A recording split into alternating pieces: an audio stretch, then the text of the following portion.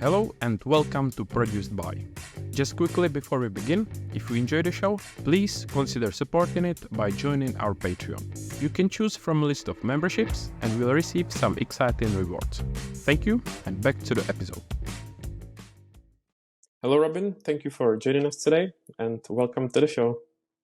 Hi Thomas, thanks for having me. So Robin, can you please introduce yourself? I'm Robin. I'm a content marketing advisor, and originally I'm a marine biologist. So that's a little bit of a crazy, colorful background. But I basically married my love for analytics and my love for creativity, which was a little blindsided by science and scientific approaches, and went into the field of content marketing because that's where both worlds meet quite nicely. And so sorry, did you say marine biologist? Yeah. Can you introduce it a bit? I'm not sure what to imagine.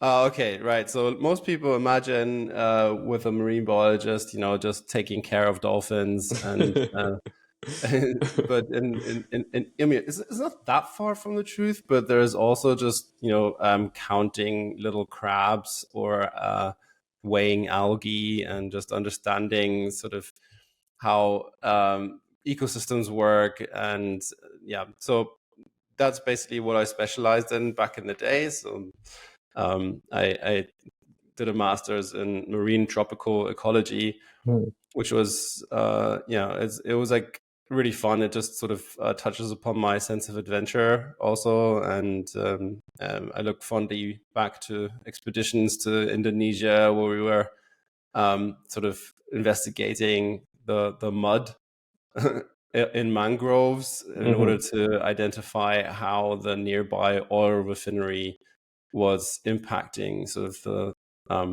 the local fauna and little animals and plants inside the mud. And so that was really rewarding work. And so it's like great adventure. Yeah, exactly. Yeah. So like, you got really ingrained in different cultures that were just, very far away from the mass tourism part. And and we involved a lot of students as well from the local universities in the project. So it was like a really, really great place to be. But for me, eventually I had to be honest with myself and say, like, I was working with people who were so good at this that they, deserved to be there, and I felt I didn't. So the imposter syndrome really starts early. I basically decided that I really have a creative side that I needed to nurture more. Even on this expedition, I bought like a really big camera in order to document the whole thing. And so I made like videos about it and all this kind of thing, which isn't really part of a science expedition, and it's not part of a scientific work really. And but I found that that's something that I really need to have in my life. So eventually I sort of married the two a little bit by becoming like a science journalist. So I started working in science research centers, large places in Germany, like the GEOMA, it's called, in Kiel, which is like one of the biggest marine research centers in Germany, and then later the GFZ, the German Research Center for Geosciences, which also developed like the tsunami warning system and stuff. So they were like really big places that I was really happy to be in. But it was a great sort of start to my career, effectively, as a communicator of really difficult subjects, because all the scientists that were working on their projects and who were devising all these great ideas, not many of them were very good at transporting that information. So they needed someone like me to take complex topics and just pass them on to the public. Yeah. So, but as great as these places are for the advancement of science and for humanity, they're not great for somebody who's like really into working in a modern area Mm-hmm. and with like modern tools and these kind of things that you get or that you are able to use as a marketer on a high level. So that's why I then sort of left and went into the private sector more. And yeah, I've been there ever since. Like I've been working in the sort of Berlin startup scene for a bit. And First as a sorry freelancer. to interrupt, but when you decided to pursue this path of biology, is that something you've been always interested in, like biology or nature, animals? Yeah, it was. It's something that when you're at the end of your school time, you just kind of are. I mean, at least for me, it was like, well, what am I good at? Like I looked at like what am I enjoying at school? Mm-hmm. Like where am I getting better grades than anywhere else? Just because I'm not really trying too hard, um, just to get good grades, and that was basically natural sciences. So it was like it was that, and yeah, it just felt really like a natural move Mm-hmm. to go there. So Yeah, yeah, and I no regrets. I also forgot to ask you before if you can tell us more about where you come from and something about your background. Like, what was it like growing up? Sure.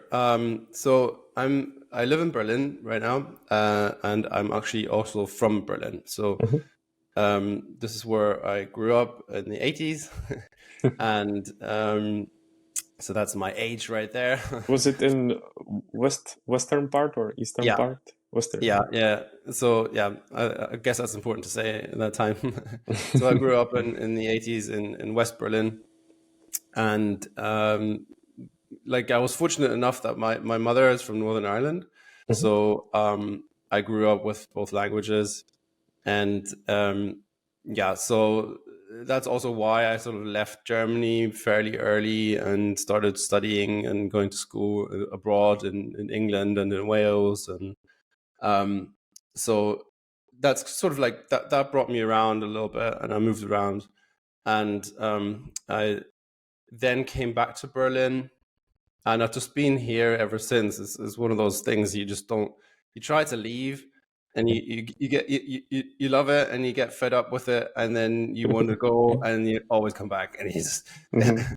because this place really doesn't stop giving, and it's a real challenge. Like I think any big city is, but for me, I really need like nature close by. I need to be able to lead a good lifestyle, Mhm. and that includes basically just not being completely choked by financial issues, and as challenging as that might be sometimes, like there's always as I am now sort of like a self-employed uh, marketing advisor, Mhm. so that comes with like periods of just dread. Am I able to really keep my pipeline full? Am I able to make enough money to like pay the rent and this kind of thing? So it's a real challenge to keep planning, but I don't it's still a place where that I just call home, and that's very invaluable for me. Right. So you're planning to stay there or to move somewhere else? Right now, as I said, there's always these ideas. I mean, there's some people that I know have, on LinkedIn that have just decided to move to places that are, more beautiful weather-wise, and cheaper to live and cheaper taxes and all this kind of stuff. And I look at that and I'm like, well, that's a great idea. That's a good move. That makes total sense, especially if you're like self-employed and you kind of need to watch every penny.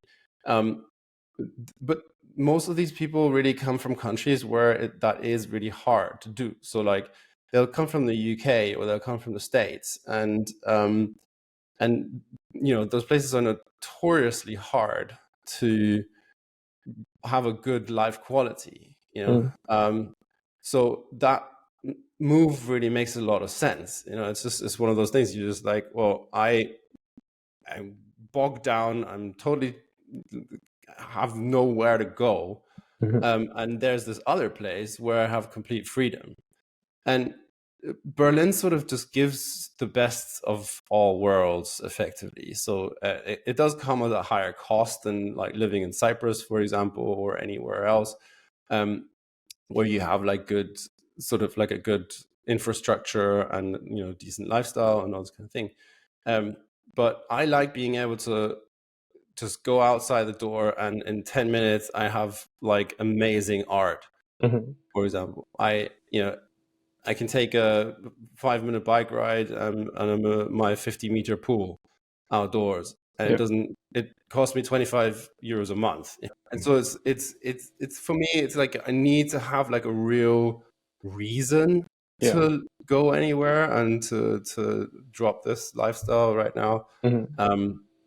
So far it's going okay. I don't know yet. Like I've never been there, so I was curious. And as you said, you've been to quite a few places, whether it was when you were young and you studied there or during your work. So it sounds like you've got something to compare to.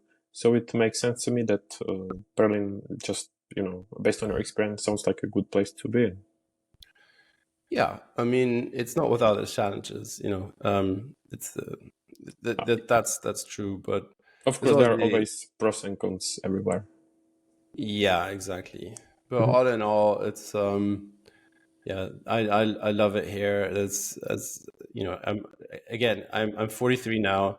I spent most of my life here, and I still discover new stuff all the time. And there's so many boundaries that are being pushed here that is just crazy, even from a professional point of view as well. Like at the beginning, I thought it was really annoying because I spent a lot of time in Hamburg, for example, because I when I was living and working for this research center, I was living in Hamburg for a while, and I could see the real difference to Berlin in terms of the living conditions and having a certain life standard was more challenging there. So people would like push each other more. So that was the big difference back then. And I'd come to Berlin and people would just kind of try out things and, totally fail. And at the time I was like, well, this is ridiculous. Like you can, I don't know, you can nail underpants to the wall and call it art and then say that's my living now or what. And in Hamburg, there was like the world's best illustrators sort of clambering over each other to like get better and be better. And the result was just insane. But my position on that has changed since then, because effectively Berlin as a playground is so valuable because people, that's why it's one reason why startups were like so big in Berlin at the beginning, because you were able to try out stuff. You were able to like fall on your face and learn quickly and then, reiterate and keep going. And if it failed, it failed, but then you knew, it was data. Yep. And, at the time, I didn't know that was like a really, really valuable sort of business strategy, actually. Yeah. And I guess it also, because of the local startup scene, it helps to attract the right people, which allows you to, build your connections, get in touch with the right people and grow yourself as a person as well. Exactly. So the network here is really great. There's really good sort of just free events as well that you can just join, like networking events, and they're really valuable. And so it's a good place to be professionally as well. Yeah. So then coming back to your career, when you decided to switch from your previous job to focusing on your creative side, can you tell us more about how you were starting off? Yeah. I'll be honest, it was a bold move. I didn't really know at the beginning what I was getting into. So all I really had was some journalistic writing experience. and I had my bilinguality. And so this was 2014, I think, yeah, that I started branching out into just my own little thing for the first time. And so I started getting clients, just small clients here and there, just some texts for websites, some translations here and there. And just as a tip for listeners who might be in the same situation, it's a really good idea to go to like networking events and just find a place where we had sort of like a regularly occurring breakfast session where people would pitch their ideas. Mm-hmm. And that's just great because you get breakfast and you listen to pitches, but also these people who are pitching stuff, they need your help probably, Yeah. like in all likelihood they are starting off something and they need some help, and you might be able to get in there. So that's kind of what I did, and then I just got more and more experience, and more and more clients, and then eventually after a few years of just doing this like pretty much full time, and I really understood what content marketing is at that point. Like I really grew from just texting to understanding that these texts are effectively driving something. They're there for a purpose, not just for like for the sake of it, so that it's not empty. Yeah, it's not just like there's text on the website, and all that, but there's actually there's copywriting principles that you can use to persuade people to buy things, and so therefore this is valuable. Mm-hmm. And so text and writing were sort of at the center of everything that I was doing, and that was obviously was it in English or German or both? It was both, yeah. Oh, wow. So that was sort of like my unique selling point, effectively, mm-hmm. Because I was in Germany and I was in Berlin, but Berlin is so, the tech world here is just bilingual completely because it's very international. Yeah. So effectively, there'll be German companies that have, their working language is English. But it really helps because they put out German and English content because they're a German company, so they needed both. So that was my sort of I was able to create the content and translate it at the same time. Today, obviously, with like translation services like DeepL or even ChatGPT, I won't mention Google Translate because it sucks usually. But things have just changed so much, and I'm sure we can talk about that too. The challenges that people face when that creators face and writers face, and these kind of things. But at that time, it was for me, it was a blessing to be picked up by an e-commerce software as a service. Mm-hmm. So this company just basically headhunted me, and it's the first time that I was approached on LinkedIn. Basically, now it happens all the time. Like you just get headhunters sort of approaching you and telling you about their newest jobs and those kind of things. But back then, it was like the first time I'd ever been asked like that, and I felt very privileged. I was like, "Well, you want me?" So was it based on your content or your overall presence in there? See, that's the thing. I did not actually start any content on LinkedIn until last year. Okay. And this was in 2018, right? So this is like quite a long time ago. And I just all I had was a very basic LinkedIn profile with like, I just treated it as a CV. Effectively, and they were just looking for somebody that was able to create content in German and English, and that's sort of like it was right there on the ticket.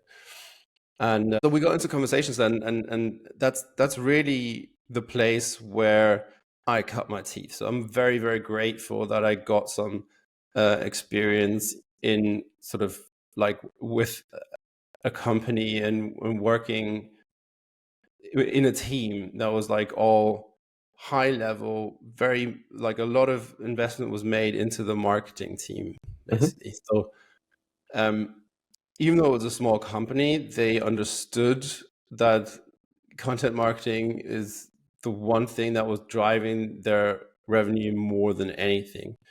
And that's like, for me, a super green flag, because it's really difficult to attribute content to revenue effectively. So a company who put some effort into understanding that really means that they've spent time to figure out their strategy to a degree that's valuable for the customer.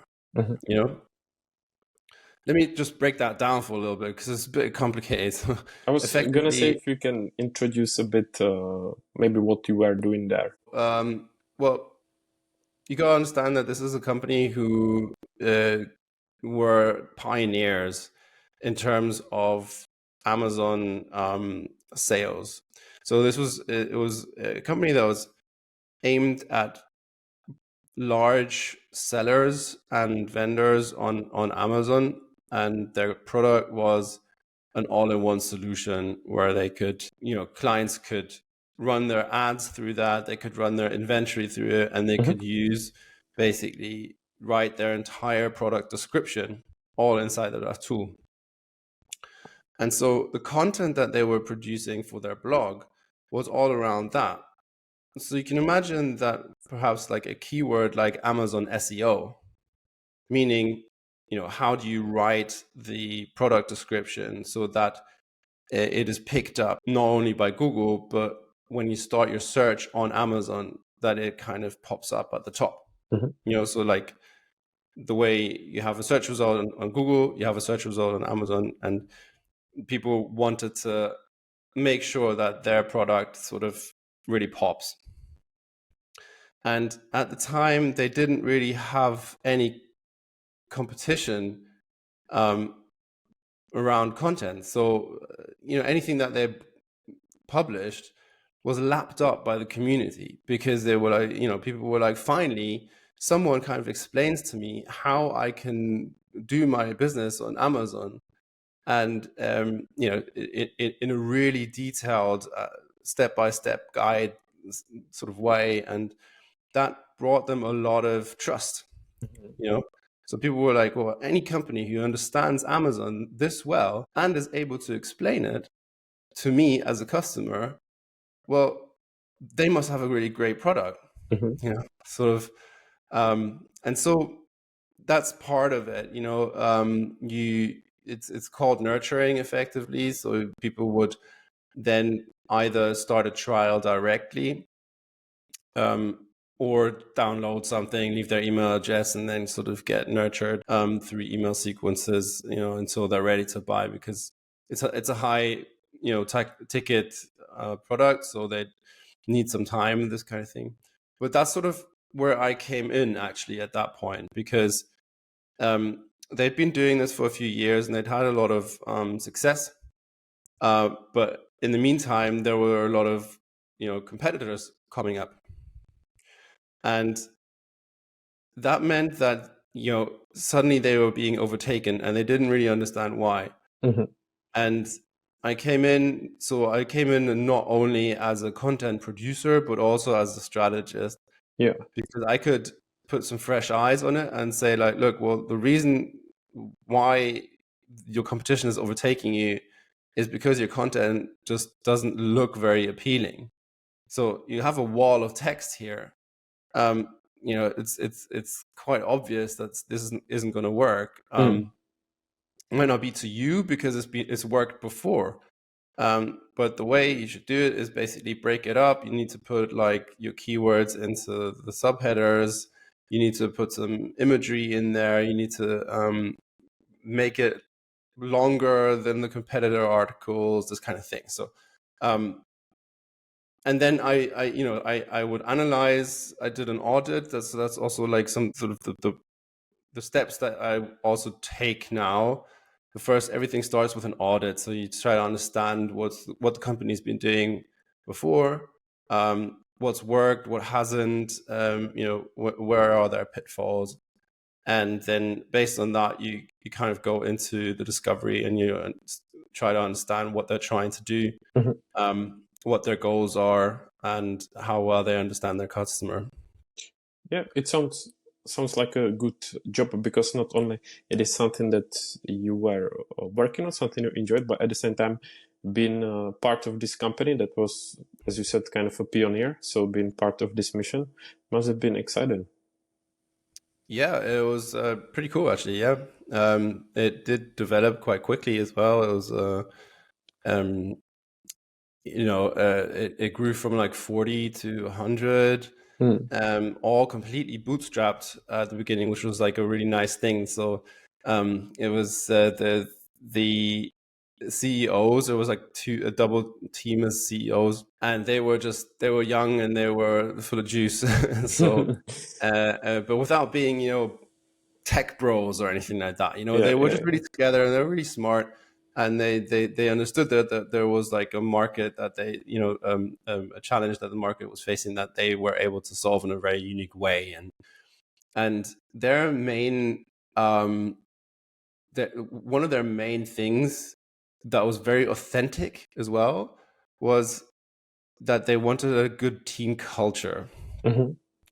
So this wasn't like some sort of like fake idea because they read it somewhere that you have to have a good team culture. This was just ingrained in their characters, and they knew that a good team culture would just basically make a great company.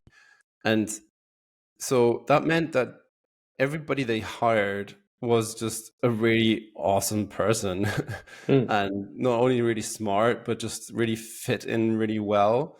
And so basically this explosion in growth was fast, but it was still so great. Like the people were just awesome. And unfortunately it reached the peak in when Corona hit suddenly. Oh, what a time.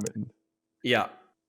Real bummer. So, and my contract sort of ran out in that time as well, and it was up for renewal, and we had big plans and everything like that, but they just basically cut the entire company in half, like top to bottom. Half of the managers had to go, half of the office assistants have to. It was just all a mess, and so that was basically, I was then left floating a little bit. If you want to boost your online presence, check out our digital marketing agency called Trailblazed. You can also enroll in our Skillshare course called The 10 Tips on How to Succeed in Your Creative Career, which was inspired by the podcast. Lastly, make sure to subscribe to our weekly newsletter called Creative Spotlight to stay up to date with the show and more. Links are in the show notes. Thanks. And out of curiosity, what was company's fate after the COVID? They managed to stay afloat for a bit.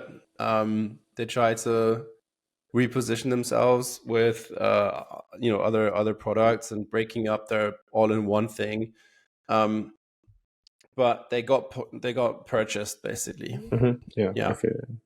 So the people are still there. Things have changed, but they've been acquired. Yeah. And what was then your journey when COVID happened and your contract wasn't renewed? Yeah. It was a very, very messy, interesting thing. COVID for everybody, So I didn't, it came out of the blue, and for me, I took stock and I was like, well, what did I like about the job, and what were the things that I would like to see more of in another job. So I became quite picky when it comes to that, because I saw, like I said, the values of the company culture were so important, and it meant that I really enjoyed working as an employee in a good team.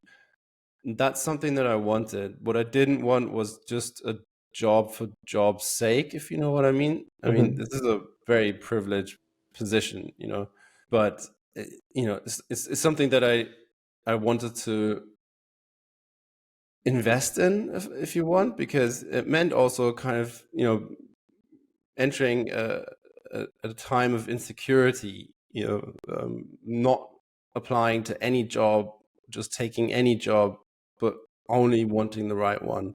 Mhm.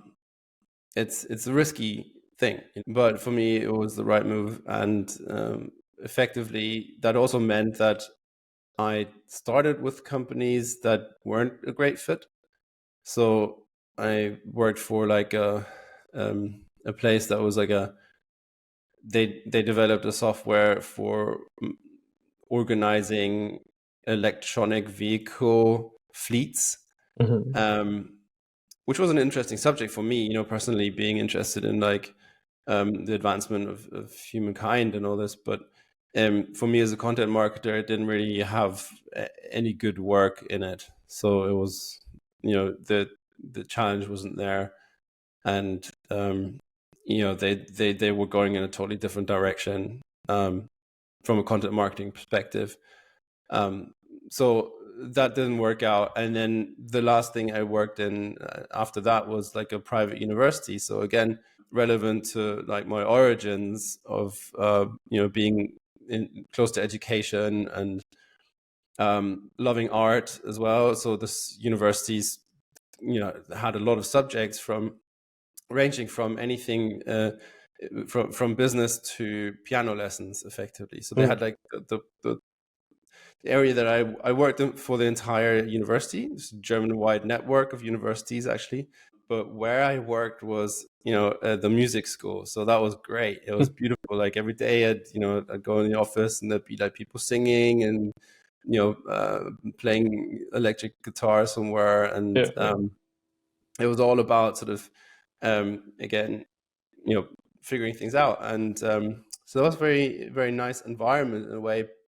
But unfortunately, again, it had the same challenges as the, of academia, very, very reduced sort of marketing level. And, I'd gotten used to and worked towards a place where I really wanted to push the boundaries of content marketing. I wanted to use tools that would push the company forward. Yeah, like to bring it to the next level. Yeah, exactly. Or, at least to, be able to get information to improve it in some way and to move things forward a little bit. And that was not happening at all. And there was then also no place for me to grow. So, they had like a strange policy where it was official that you couldn't really get a raise for an undetermined amount of time. It's just like, well, right now that's not happening, and like that's not much motivating. Yeah, that was it. Like, so this whole part of like great team culture and looking out for the employee, like basically making sure that motivation is high. That was not great. So for me, that was like an interesting challenge because I really liked the people that I was working with. But I just saw that it was a total dead end career wise. And so it was like really hard. I saw a lot of potential, and that's sort of like my thing. I get my teeth into something, and then I want to go further. I want to solve it. I want to make it happen. But eventually I hit a wall, and they stopped you. And it was not good for me. It was not good for the people I was working with, and so eventually we just have parted ways. And after that, honestly, the job market is really difficult. I decided like I wanted to, continue along the path of being like in a good team and working on content marketing and on high level. And so I apparently my skills and experience sort of got me actually good interviews with like high level with high level interview partners like HubSpot and and if, I don't want to name too many names, but it was like there were good jobs, there were and people were impressed enough so that I would move to the last stage of the interview, which was always there was always several stages, at least 4 different very long calls, and then an assessment in between. It must be very competitive, as you said, such a company. It was quite competitive. So basically, the feedback I got was like, well, it's amazing that you made it to the last round, But the thing is that you can't really pay the bills with the last round. And it's also, you get emotionally invested, At the beginning, you're like, is this the right job for me? But, I'm going to start an interview process with these guys. Okay, fine. Let's see how it goes. I kind of like the job. And then the more you get into it, the more you talk to them. And then you get into assessments. So like theoretically, you're already working with them. That's the whole point of it, right? You're seeing like how well you interact with each other. What's the communication like? What are their challenges? Because they're giving you something that to work on. That's a typical challenge for them. Yeah. And then so you're involved, and then you're like, you walk around, you start seeing yourself sort of. What's the? Sometimes I've been to the offices sometimes, there's actually even that, like, that happens. And if the job is in Berlin, you can go to the office. And I saw the people there, and I was like, well, I could see myself at that desk, My future colleagues here and there. Exactly. And so you get an interest, you get an idea of the vibe, and so it's never nice to get rejected in any way, but so everything just suddenly drops, and then you're like, okay, they've decided for somebody who's had like 5 minutes more experience in this or that topic, or who fits the profile more, like la la la. You're never really sure what the reason is 100%. But effectively, the end result is you're part of that conversation anymore. And so after a few months of that, like I just grew tired of it. I don't really know when it really started, but I'd seen LinkedIn as a place to. Oh, I do remember. Yeah, I do remember now. So LinkedIn for me was always a place just to update my CV, basically. Every time I was looking for a job, I would go and check out my profile and see that everything is still in order. And so whenever I would apply somewhere, they could see my profile and they'd be fine. And one company I was applying for, they asked for management of their LinkedIn profiles and their LinkedIn marketing. So effectively, like posting regularly and just making sure that everything's fine, which I know now what it is, right? Back then I was like researching it, I was Googling it, and that's when I started to discover that there is a whole creator ecosystem on LinkedIn. I didn't understand that. And I think a lot of people still don't know that. Like when I tell people what I do on LinkedIn, they're like, yeah, but why? Like, I didn't even know that existed, and why are you doing that? And and the point was, I had to then create these profiles for these people. So I got into analyzing their profiles and understanding what makes a good profile. And during that course, I was like, well, I looked at my own profile and I was like, that doesn't make sense. I can't really apply to them and tell them to do this without actually, turning out my profile as well. So I started with that, and that's what everybody should start with, right? Like, take a look at your profile, figure out how to update it, get in touch with me if you want some help with that, because it's quite quickly done effectively, and it set like something in motion, which for me was like, it was like a no-brainer somehow. It's something just slotted into place, that I suddenly had a creative outlet that was business related. So, and all the things that I wasn't able to do or express in my normal jobs effectively because I was doing it for them and not for me. I could now just voice in an area that's not nonsense, like where it was seen and heard, and so that's how it grew basically. And was the company focused primarily on LinkedIn, or was it one of the channels? no. So that company, I mean, again, I didn't get the job, but the company was actually focused on something completely different. So that's the interesting part, right? That's why I love content marketing as well, because it's I can apply it to any company that is trying to inform and educate people, or like get more leads or get more clients, or anything like that. It just doesn't really matter what the subject is. Or what the company is doing. You'll be able to use content marketing principles in order to improve their business. And the same goes for LinkedIn effectively. So this company, it was like a accelerator, I think they're called. So basically they have a lot of startups that they would identify and then invest in. And then they would sort of become part of this umbrella company. And so my job would have been to take care of each one of these startups and make sure that they're well set up in the LinkedIn. So it sounds like it gives you some good creativity to work for each different company, try different things.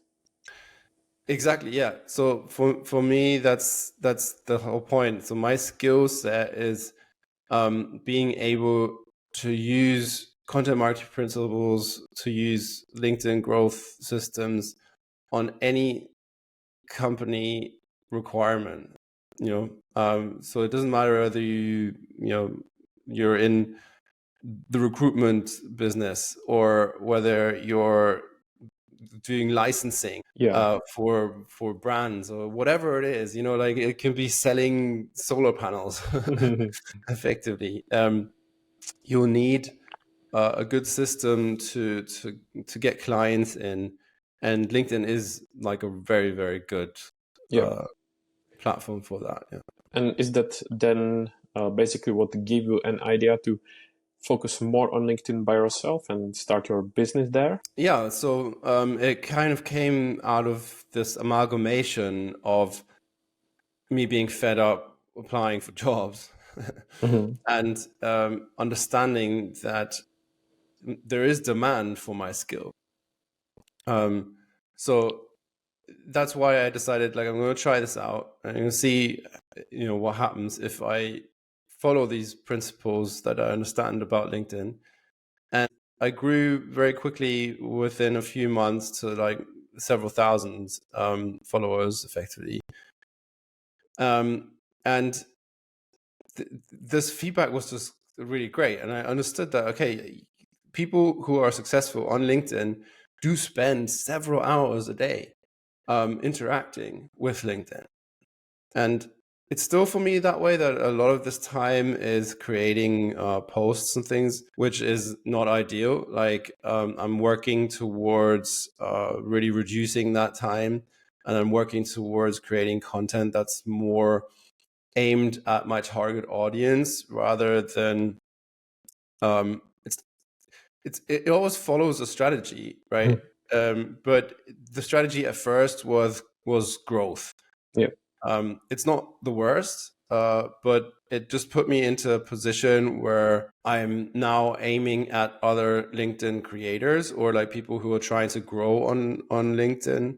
And that's not really the people that I want to sell to effectively. My services are for not for people who are trying to run LinkedIn growth businesses. They're for people who want to use people like me. And so that's a totally different target group effectively. And these are interesting challenges that come when you start, though. And if I'd have any advice, again, there's a lot of things that I might have done differently if I knew what I know now. Mm-hmm.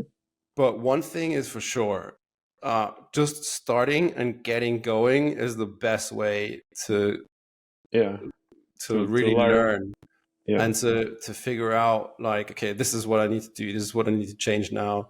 And, it can feel shit, honestly. It can feel like, you're just completely overwhelmed and it's a lot of work.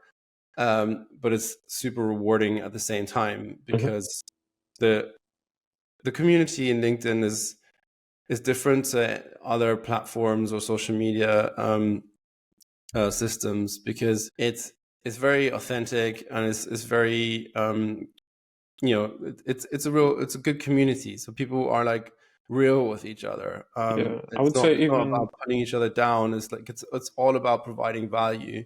So I learned so much. It's unbelievable. Like the first few months on LinkedIn, I was just reading everything about AI in business, everything about AI in sales.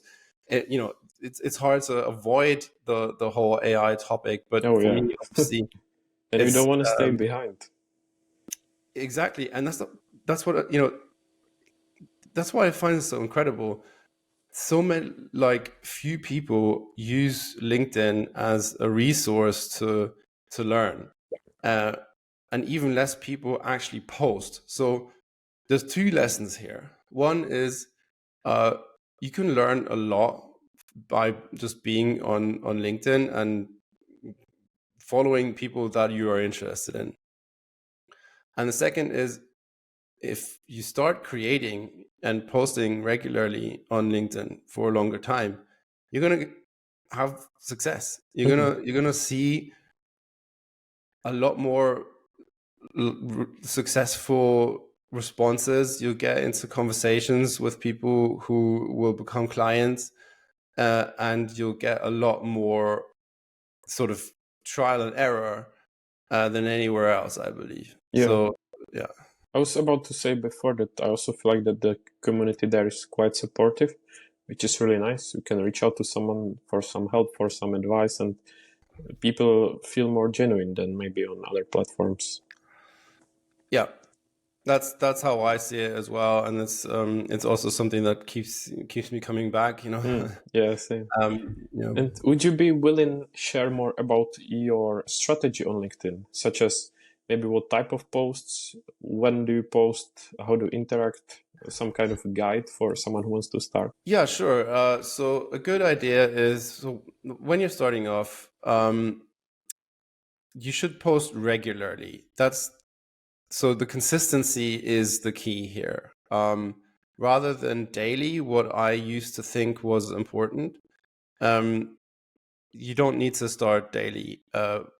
Although, I mean, if you want to really get your hands dirty, you can try that, and you will have marginally more success effectively, because LinkedIn will see that you're very active, and so will your audience. But it is hard work to create good content effectively, so don't underestimate that, right? So for anyone starting off, I would really focus on results that you have somewhere. So if any client results that you have that you can share, and starting off with like how I did this, is really great. It's generally better than this is how you do this or that, because I mean that's I say that now. This is from my experience. I started doing that, so it was like I had all these like great ideas and hacks and things, that little tricks and that I was doing, and I thought, like, that's I'm just going to turn this into a post, and again, it worked because I was doing it regularly. I didn't have that much experience stuff to share, though, and I still struggle with that side of things, because most of my work sort of came from employment or from ghostwriting things that I can't really talk about. Mhm. So if you have any numbers, you can share that. Then the another idea of how to structure your plan for content would be to like figure out some content pillars in advance. So really try to understand your audience and to figure out like just some categories that will be interesting for them. That's one level. The other level of content pillars is sort of what works on LinkedIn. And that is sort of what I already mentioned is like a how-to. You need to drop in a personal story every now and again. Just talk about yourself. Don't be shy in general to post a photo of yourself or record a video. Get used to that as soon as you can, because that's sort of your person is what people are buying into. And So it shows that you are human, that you're not. exactly, Yeah. right? Like apart from the fact that LinkedIn doesn't like AI generated images on the post, it just hurts the reach of that post. It just in contrast, your face will get a lot more eyes on it. So just be okay with it. Like it's not as crazy as you think, and it might, if you're shy about it, just see it as a challenge to overcome that part of you that might be a bit shy. That's all fine. Everybody struggles with it. And another tip I would say is do some research into some followers that some people that you like on LinkedIn, and start following them. Ring a bell, so that you get notified whenever they release Post. content, and look for two things. Look for the people that have the same amount of followers as you, roughly, and more. Mhm. So if they're just a little bit ahead of you, that's really good, because two things will happen. If they are in the same niche as you, if they are your competitors, and you comment on their stuff, they will probably comment on yours as well. Mhm. And all their followers will see that, and vice versa. So that's like a really nice way of supporting each other. And also do the same with like larger followers, effectively, just because on the off chance, you'll get on the radar at some point. Really, it's happened to me, and I didn't really think about it. It just you can if someone with a large following then comments on your content, his or her followers will see that too, and they will start commenting on your. So you'll get Yeah. like a lot of eyes on this. Mhm.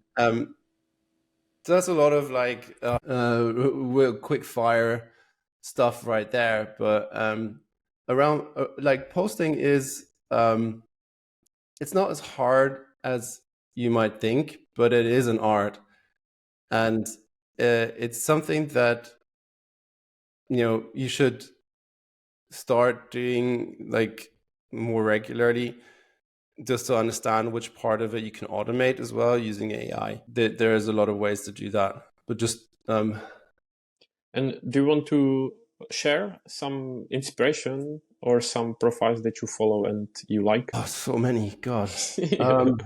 So let me just differentiate though. Like one really important thing to know is which I struggle with as well, is like you should also identify your ideal customer persona, profile, person, whatever, and then make sure that you have a list of them ready, so you can search for them on LinkedIn, and that's a good tip, is search for those people on LinkedIn, and then bookmark that search. Mhm. And then you go into each one of those and comment on them as well, so that you get onto the radar of your customers, or your potential customers, right?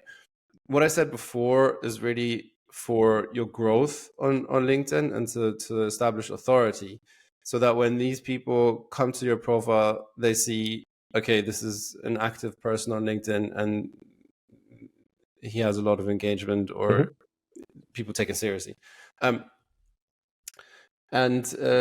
This is actually amazing tip with bookmarking. I think I saw it actually on your post, and I started that as well. And it really helps to sort out of all the connections, those that you pick, and you can engage with them. So it's great. I can recommend it as well. Yeah, they're called custom feeds, and it's very, very useful as well. Right. So some creators to follow. Gosh, so basically, maybe this as a little plug as well.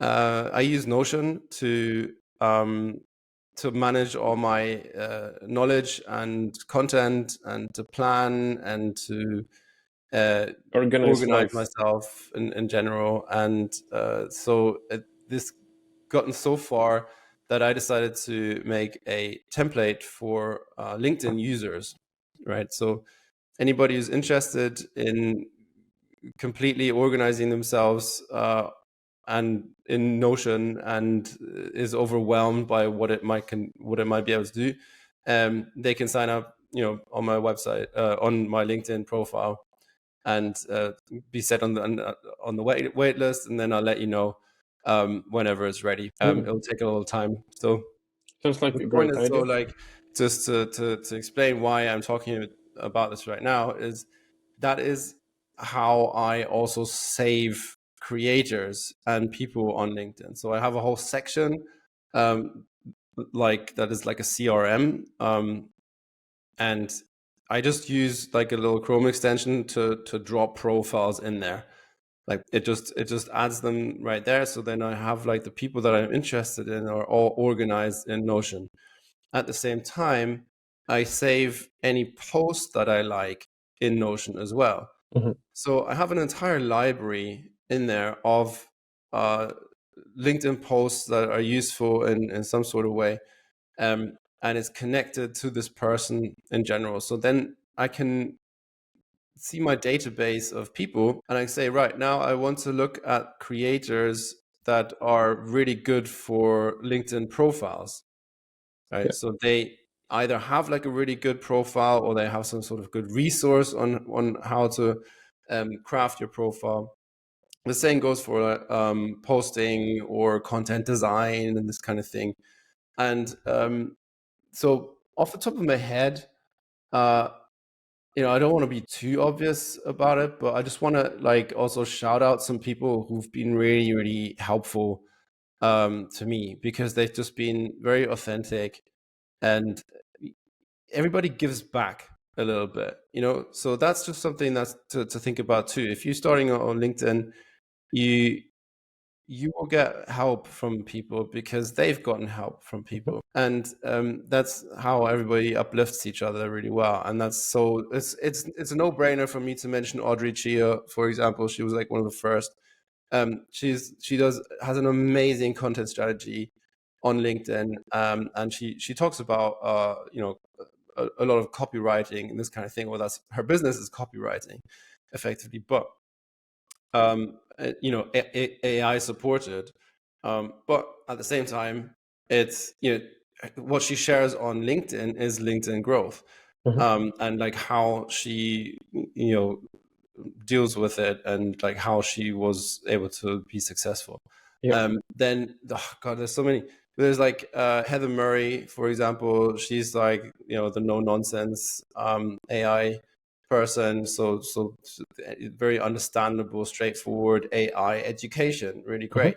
Then there's Isabel Bedoya is like spectacular. She is so good in explaining things and talking, like the way I'm talking right now. I'm just going it might be because Americans are just extremely well educated in rhetorical language, but every word she says hits, and she's a great salesperson. So AI and sales is Izzy, and then there's Matthew Lakayev as well for sales processes.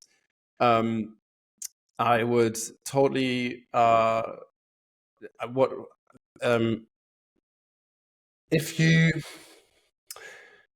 really like Luke Shalom, for example, as well. He's extremely good for understanding what a lead-oriented and lead-generative post is about. So, even if you're not in the same sort of market interest things, he talks a lot about like marketing in general. But just looking at his posts, you'll like really understand how a good post is set up. And the same is true for Nick Brukima. I think that's how you pronounce it. And he's like his posts are just insanely well designed. Yeah, I agree. I've never seen anything that compares even. So it's he's really great. And my God, I mean, these are just like off the top of my head, some of the first people that I came across as well, who I imagine I want to work with as well in the future, maybe. Colin Gallagher, yeah. So Colin Gallagher is like he also offers like a LinkedIn growth system. That's all his business. But he's extremely good at it. So that's also something that you should, someone to study, to learn from. Someone to study, yep. And yeah. I don't want to go into too much because I mean it's my business too, So if anybody needs help with growing on LinkedIn, you can also just always contact me and we'll have a chat about it. I'm always available, and I'm just looking in the way. About to say that as to be aware of time, to slowly finish. If you want to promote your services, where can people follow you, get in touch with you? Sure, yeah. So unsurprisingly, I'm available on LinkedIn. My name is Robin Hanna. You'll find me there. And you can always send me a DM. We don't need to be connected. I have an open profile. And I'm really happy to hear from you. I have a website, but it's not very active. I have an Instagram, but it's not very active. I've really channeled everything into LinkedIn, as have many others. And also subscribe to a newsletter, right? That's right. Like on my profile, you'll be able to subscribe to my newsletter and sign up to my Notion waitlist. If that's something you're interested in. It will be out in probably in a couple of months time. So it's already advanced, but I'll be spending June in Portugal. So we will have big expectations. Yeah. I hope you do. Keep me on my toes. I hope I can deliver. That's the aim. Cool. Then, Robin, I think we can finish for today. It was a pleasure to meet you. We'll be happy to catch up again anytime in the future. And we'll stay in touch with you on LinkedIn. Awesome. Cheers very much. Thank you for having me, Tom. Thank you for listening.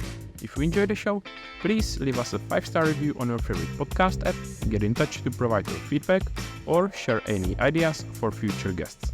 Thank you and see you soon.